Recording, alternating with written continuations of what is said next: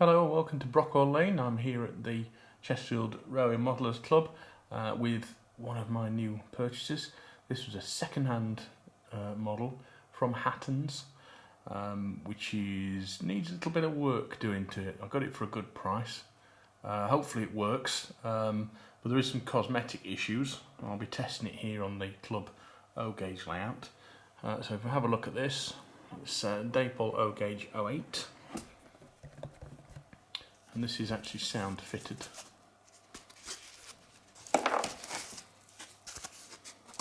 Lots of packaging.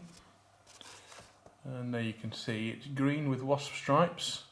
It was an unnumbered one, but it looks like somebody's tried to number it themselves, not done a great job, which I'm going to have to address, I think. Let's squeeze this out. Now it was a good price. Probably for a couple of reasons. There's a guy in the cab there, as you can see. He's not been glued in very well. There's a little bit of glue around there, and the numbers aren't very straight either. There is also glue marks all around here.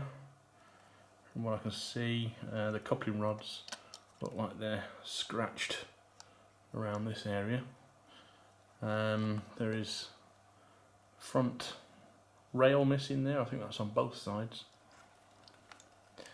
Yeah, and there's this ladder missing as well. That's not going to worry me too much because they didn't have them for all their lives, so I'll probably take that one off. But yeah, similar story this side. Oh, there's actually no glass in that window. Maybe that's falling inside. Or I might have to get that replaced. Scratches on these handrails. Again, the numbers aren't very well done on that side. Nasty scrapes around here. I hope it runs properly. But other than that, not too bad. That needs putting back in a little bit.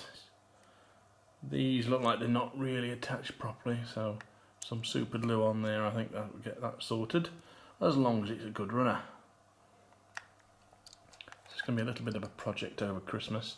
See if I can give it some heavy weathering and renumber, address some of these little issues. Right, so she's on a bit of test track, so let's see if she works good. The lights are on and it's set to 08, just using a Roco cheap sort of DCC control at the club.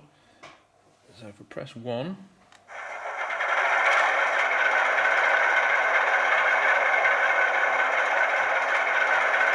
that little light seems to work on the top as well.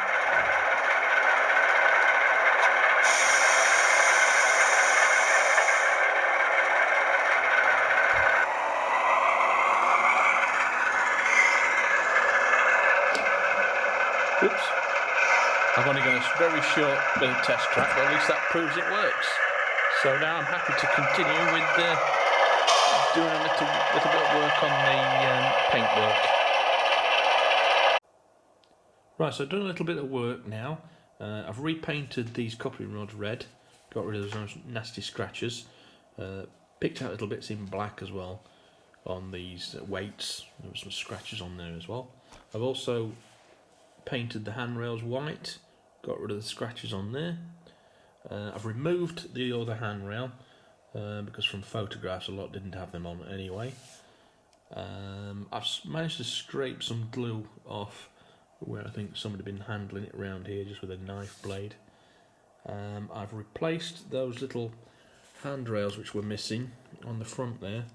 I managed to get a couple of brass knobs from an O Gauge. I don't know where they came from. I'd got them somewhere, and just a bit of brass wire, drilled it through, and once they're painted white, I don't think you'll notice. Looking at the other side, turn it around.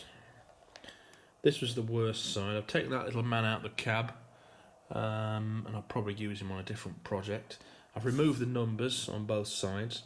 This is a little bit rough on this side, but once I get some paint on there to look fine, and I'm going to weather the whole thing as well. A little bit of paint come off there where I scraped the glue, but I'll get that touched up. One other thing I have noticed that's missing is the grills on this side, which I'm going to have to do something about. Not decided quite what yet. I might see if I can get the spares from DCC supplies. Otherwise I'm going to have to make my own. but it's coming on quite well. I think it looks a little bit better than it did when I bought it. I just picked those handrails out in some white paint, and I think they match in quite well now, and they certainly will when it's weathered.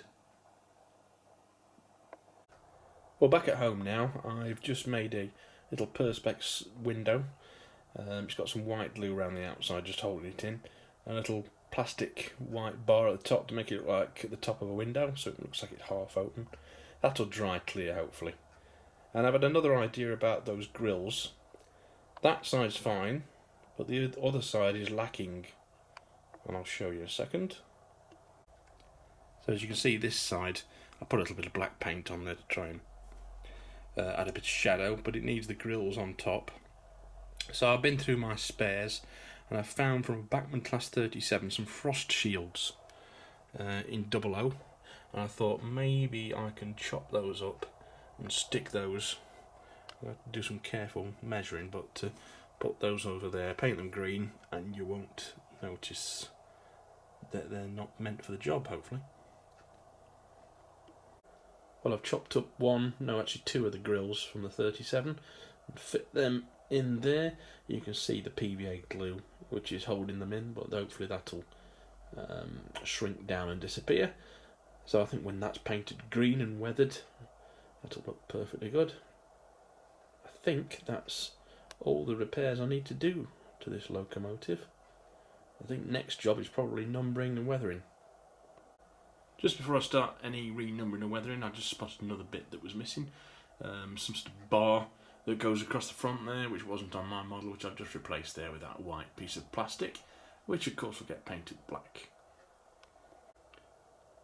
Well, as you can see, I've put some transfers on now. I've done this O8 135. These transfers are from HMRS. They're the push set ones. You can see there's some lightning flashes, warning flashes there. The top's numbers, and there's the blue backed data panel there as well. So I have touched up those grills at the side there. It's not exactly the right colour, and you can still see where I removed the original BR emblem and moved it down there as per prototype, but that'll all get hidden when I start weathering. Well, for the first bit of weathering, I've just taken a lighter shade of green, just mixed up there, and just brushing across the model to make it look like it's faded in places. That's also helping disguise some of the marks and the colour differences where I've had to patch it up before.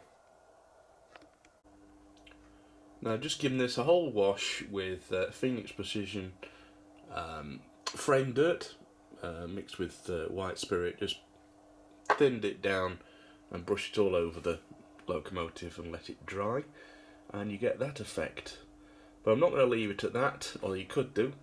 I'm actually going to get a cotton bud with a bit of white spirit on it, and then gently rub away at some of the side panels and clean it up a little bit. Best place to demonstrate this is probably on the yellow end for the camera, and that'll leave bits in the recesses, those holes and things, and I'm going to do that all the way along the side as well, and just make it look like it's been partially cleaned.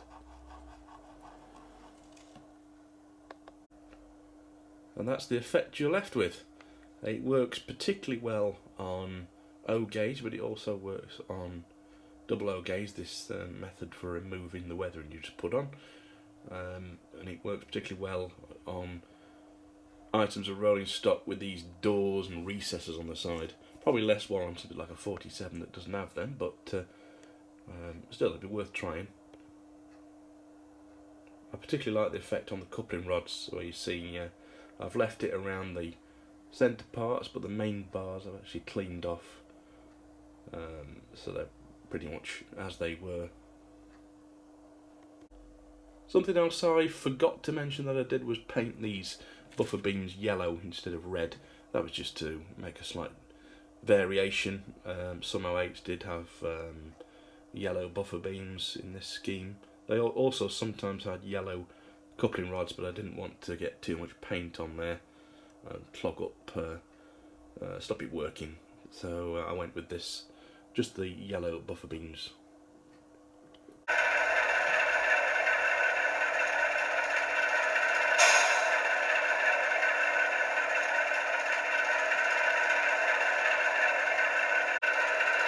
So there's probably little bits and bobs still need doing here and there, probably a little bit cleaning up round the buffer beams, a little bit more.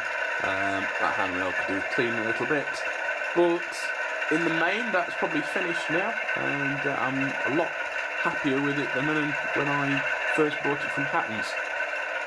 So this will hopefully get used on a new O Gauge layout that's being planned. Thank you for watching Brockall Lane. Hope you had a Merry Christmas, and I'll see you next time. Bye bye.